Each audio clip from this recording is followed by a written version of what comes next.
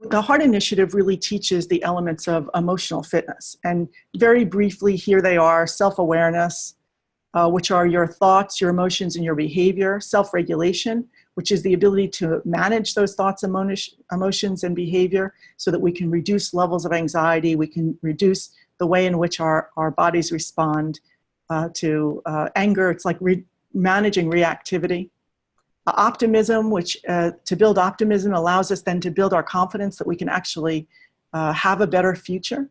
Something called causal analysis, which is thoughts and emotions and how those patterns together create certain kinds of outcomes. Really being able to engage in what's called a personal agency, right? And personal agency is, if optimism is confidence about the future, personal agency is our sense of understanding how we can positively impact that confidence for the future. And then connections, and that's our ability to be able to utilize and reach out to other people for the purposes of offering and receiving support.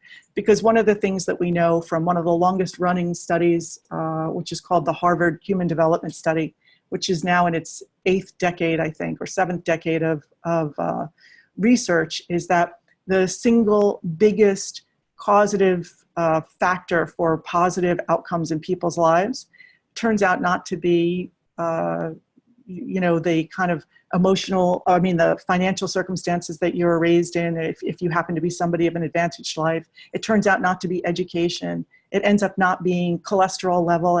It actually ends up being the single most consistent feature in positive outcomes in people's lives are the qualities of their relationships.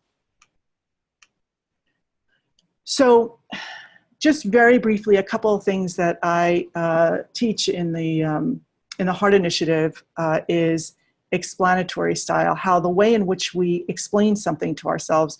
This is when we looked at the risk factors and protective factors. This was what was called attribution style, the way that we attribute something to the outcome.